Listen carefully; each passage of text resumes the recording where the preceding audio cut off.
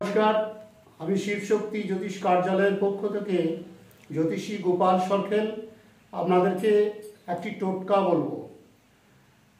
যেখানে একটি ঘরে রাত্রে যখন শোবেন স্বামী স্ত্রী, যদি ঘরে খাট থাকে, প্রতিদিন খাটের তলায় ছোট্ট একটি ঘটিতে জল ভরে খাটের তলায় রাখবেন এবং পরের দিন সকালবেলায় ঘুম থেকে উঠে ওই তলায় যে খাটের তলায় যে জলটি থাকবে, ঘটির জলটি, সেটি বাইরে ফেলে দেবেন।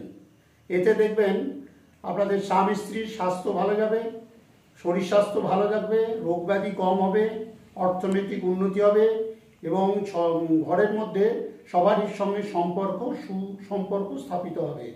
নমস্কার, এই বলে আমি অনুষ্ঠানটি শেষ করছি। এটা যদি ভালো লাগে তাহলে সাবস্ক্রাইব এবং লাইক করবেন। নমস্কার, এই বলে আমি অনুষ্ঠানটি শেষ করছি।